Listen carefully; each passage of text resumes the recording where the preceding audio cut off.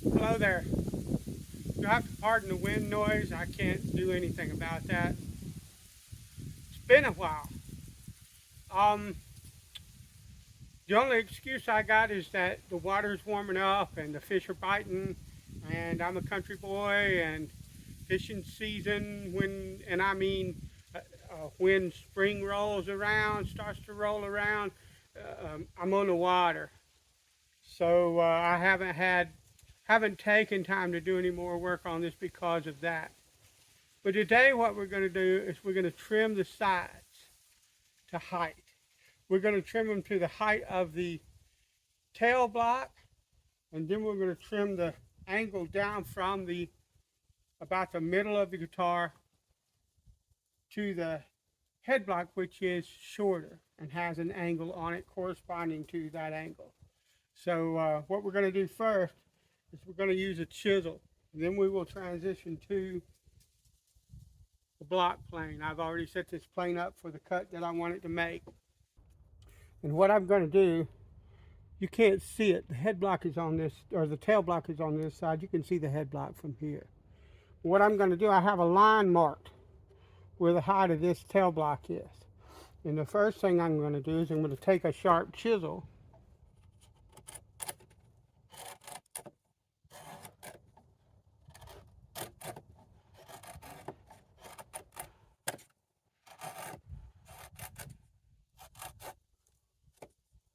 I'm going to take this side down, and I could actually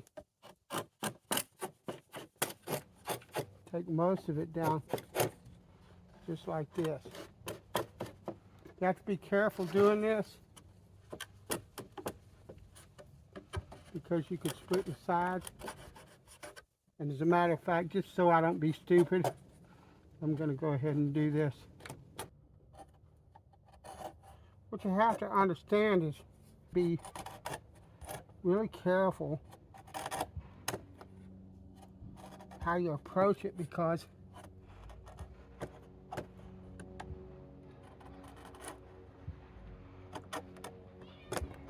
you could split the grain out here. That's not something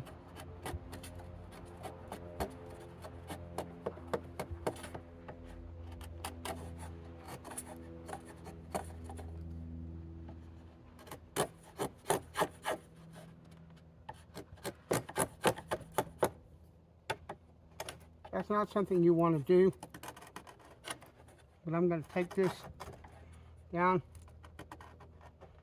to that block on both sides. You want a sharp chisel and a sharp plane blade to do this with.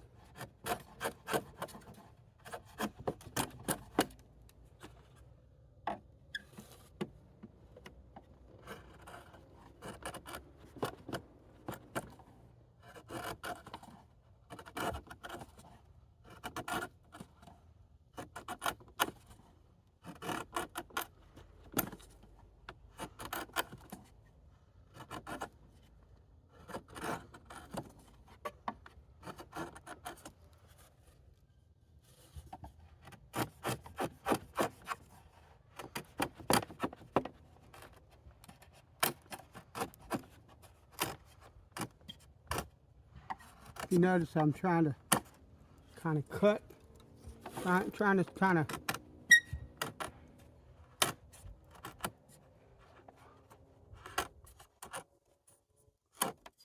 slice with the chisel. I can do that because my chisel's sharp.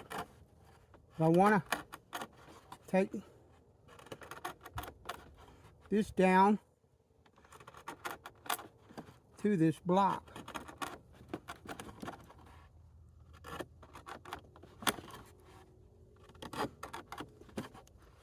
Now we'll do the same with the head block, and then we'll be back. And what I'm going to do now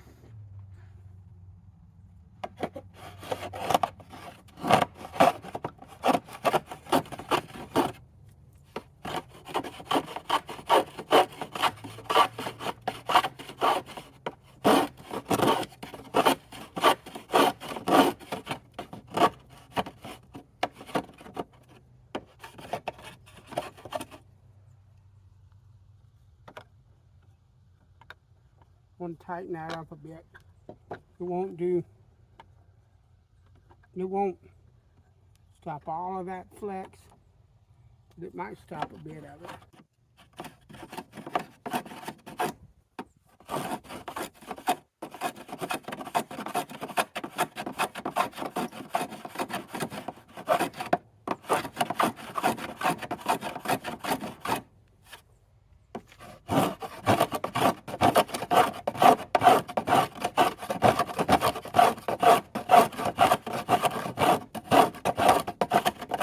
I'm just following that line.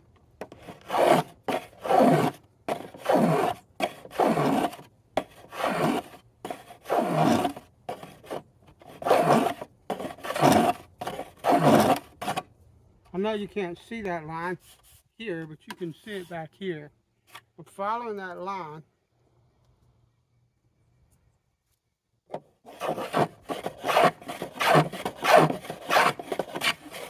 To bring this side down. That might. Yeah, no.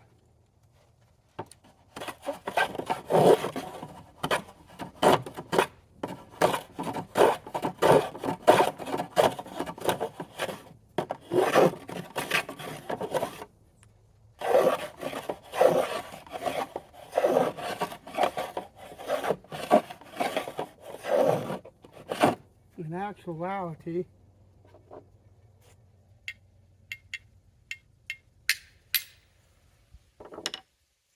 I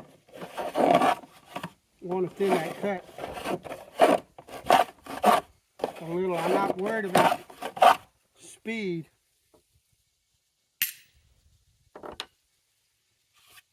At all.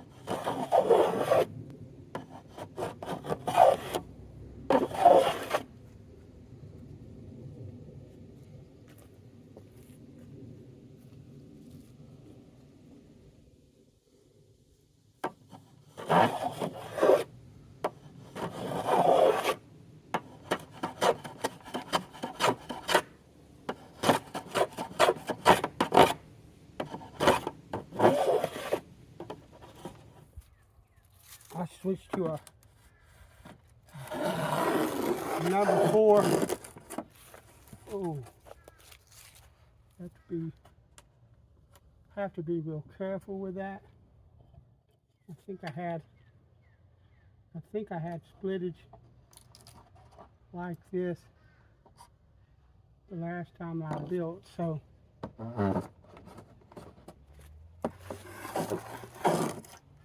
let's try.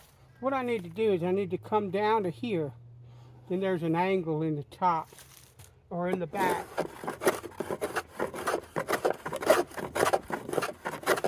So what I'm going to do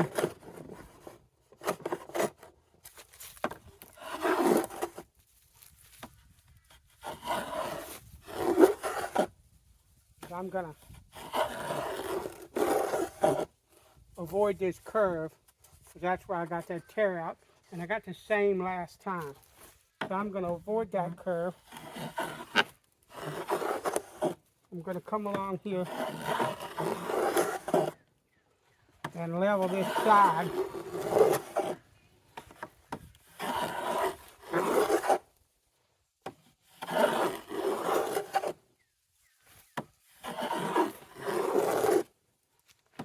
And I've got my thumb jammed under here like that, and I'm grabbing it like this. Jammed under here like that. Sorry for the light. I'm coming like this because I'm trying to keep this as square as possible to the top edge of the side.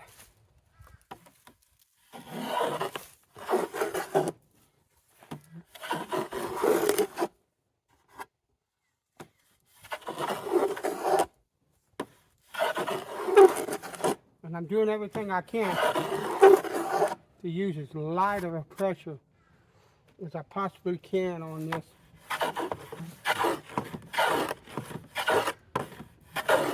And I'm going to look at my side now. That looks fairly even. Looks like I'm coming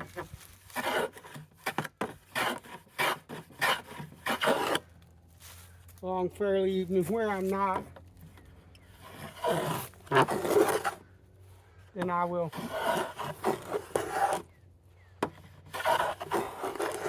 adjust with a plane. Take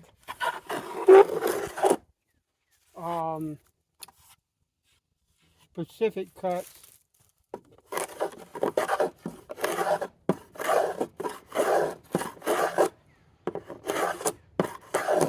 In specific areas to bring that down.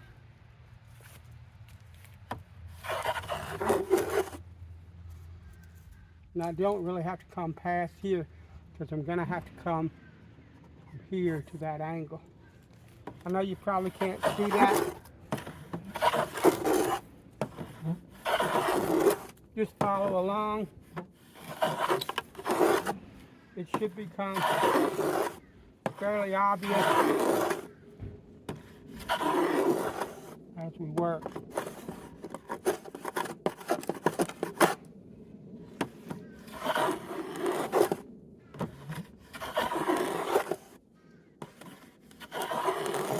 And I know I told you I was holding my hand here. When I get closer to this line, I'll start making sure I'm flatter again.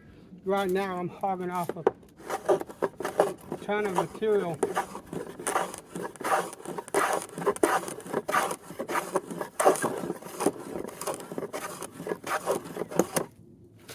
And I'm not trying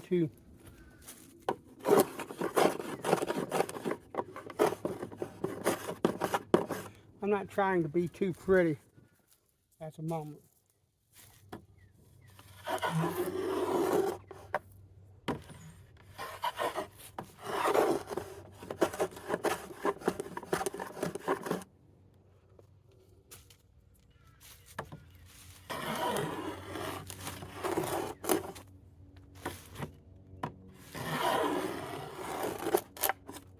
See, this is a problem that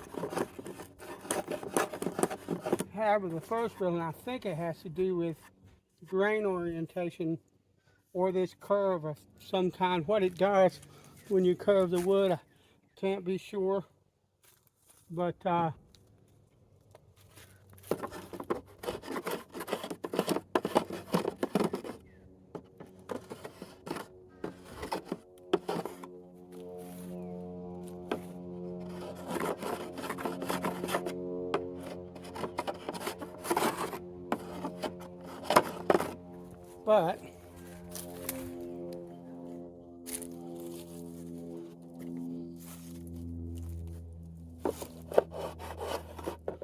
We'll find out. I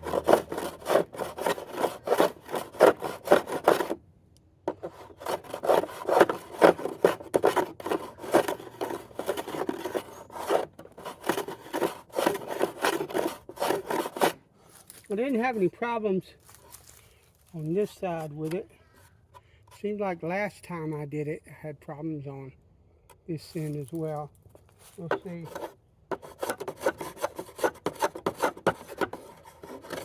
I'm going to see if I can take this down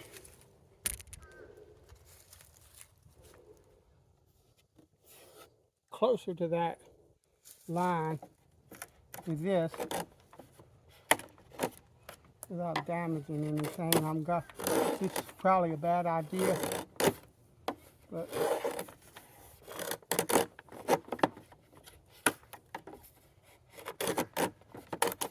I'm going to see if I can just get close. That'll be better. It'll be easier, and I won't have to worry so much about splitting out, I don't think.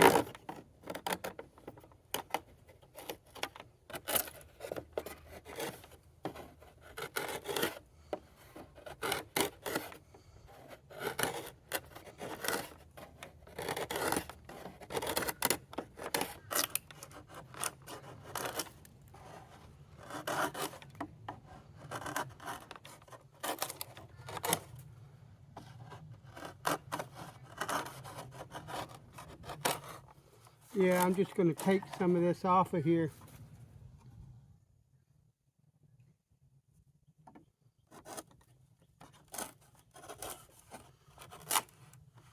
Well, I still can.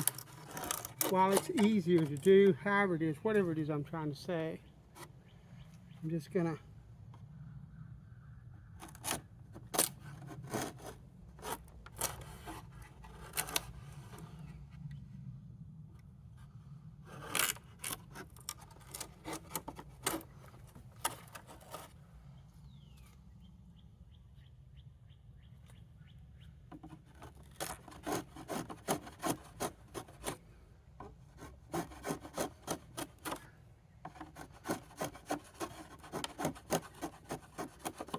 taking it down to the line. I don't know if you can see, but there's a line that runs from here and it comes down at an angle. And so I'm going to flush this line with this, and then I'll start working on that.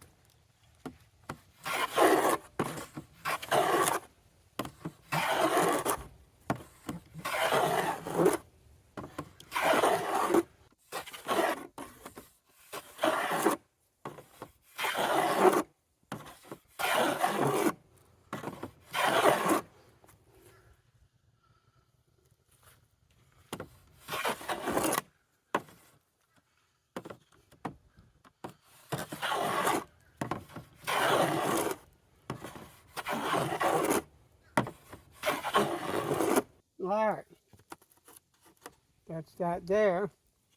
So I don't know, let's see if my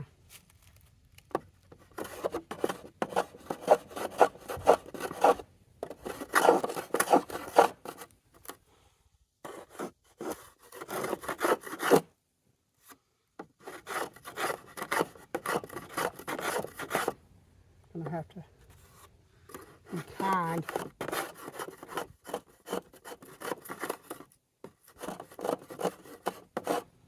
And light in this area.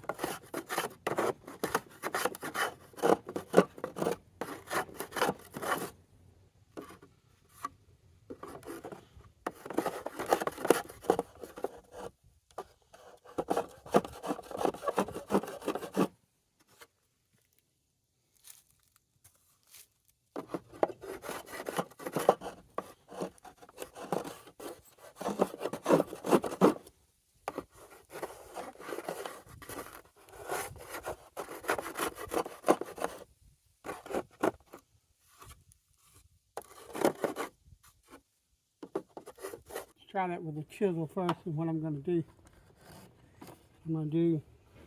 First I'm going to move that. What I'm going to try to do is a really, really light paring.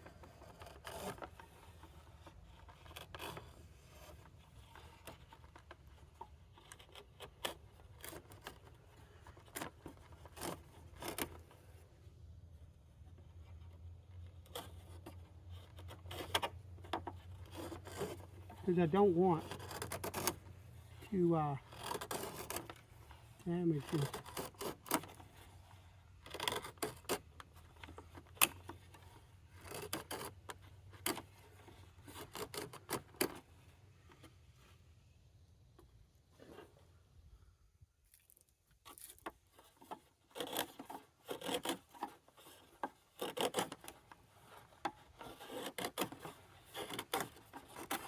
I saw another guy do this when he was building here on YouTube. I watch other builders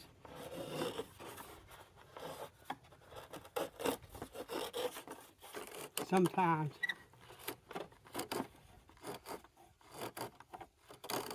And so I thought that I would try this, and it really is a really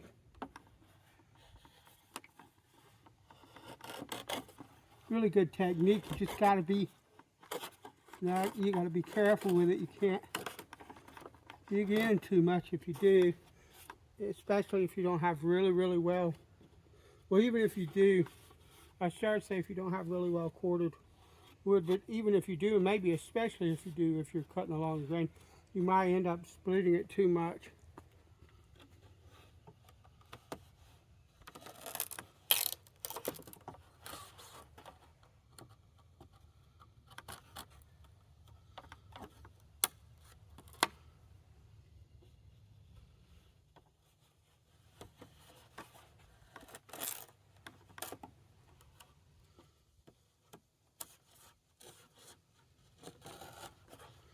But I'm just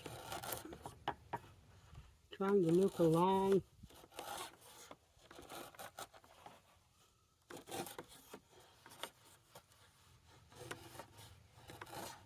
that angle.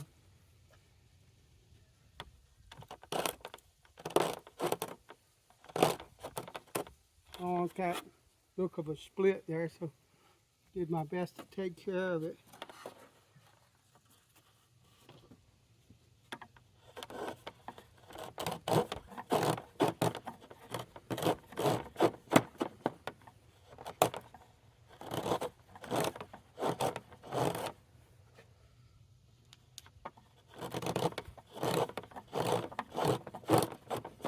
And just like with the plane, hang on a minute.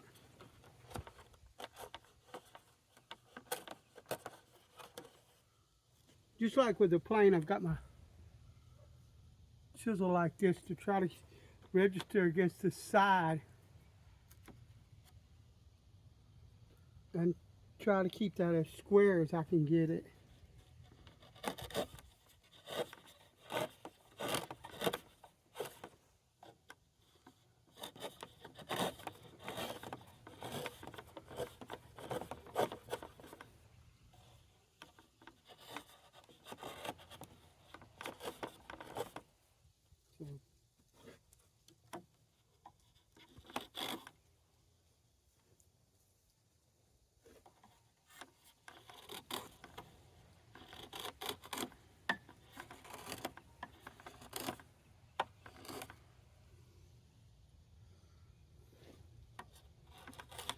And I'm just, if you look,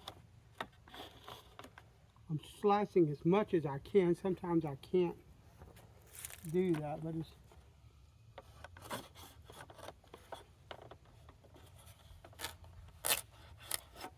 as much as I can.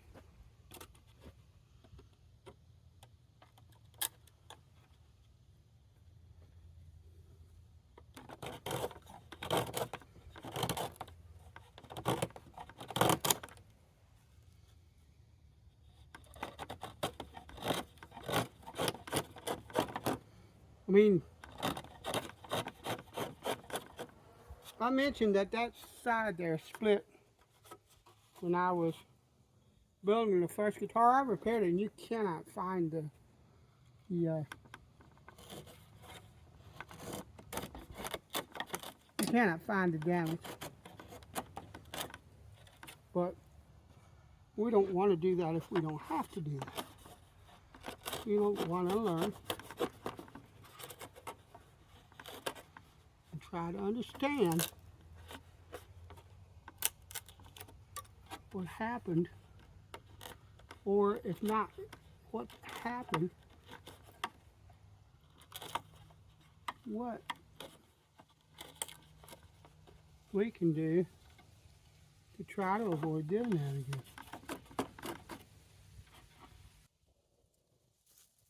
60 grit sandpaper. 60, I think, is what's on this.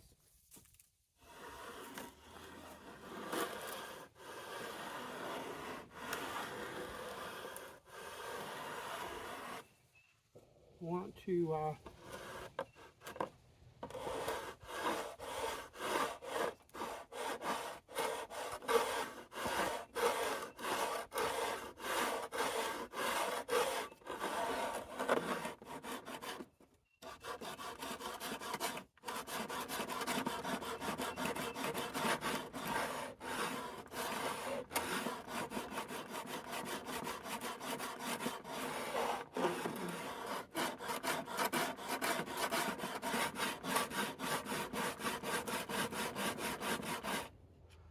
we just want to smooth everything out. The book that I was following, the Campiano book,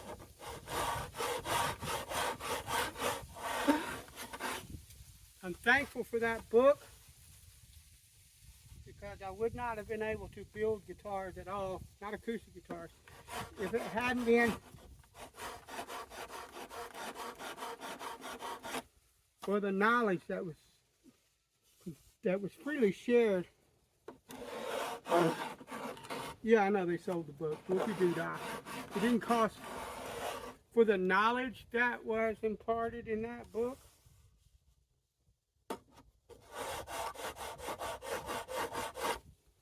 The price was incredibly good. But there are a couple of his procedures, like the work board. I went with this mold setup because I researched other ways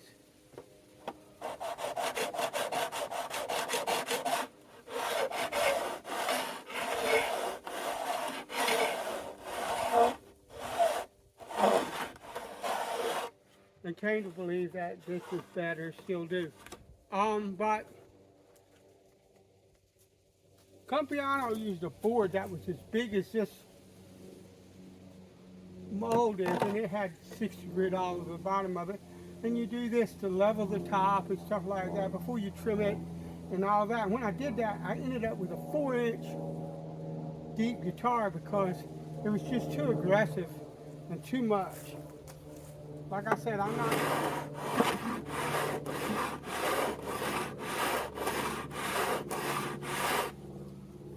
I'm not knocking Campiano's book. If you build in that way, completely in that way, that's a good thing. As long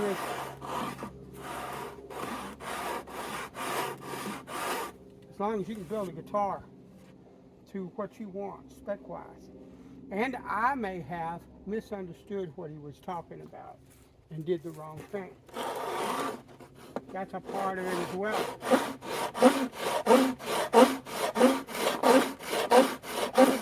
But I chose to go back this way this time.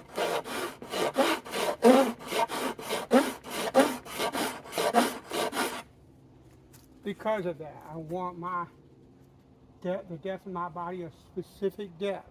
I don't want any mistakes on that anymore. I want a specific, consistent depth from the tail block to the head block and anything else.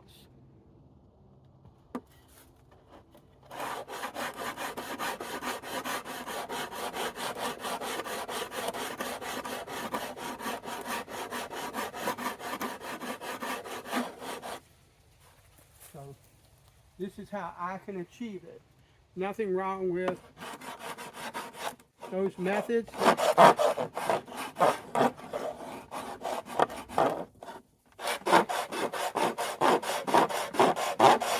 I just was unable to do it in that manner.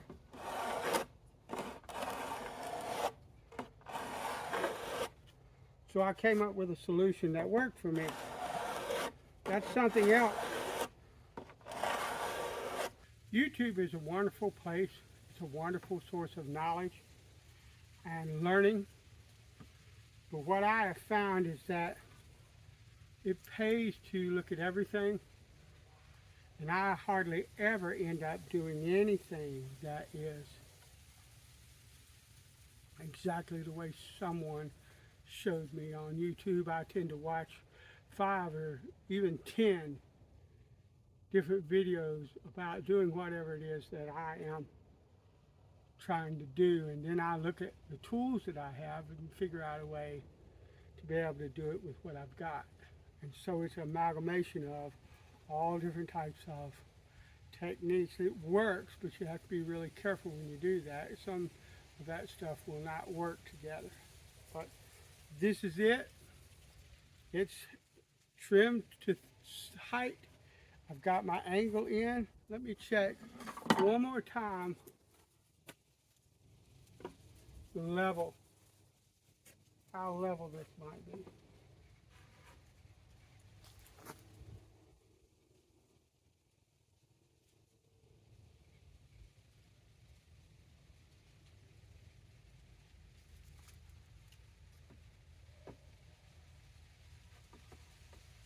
Twist it a little bit. Yeah.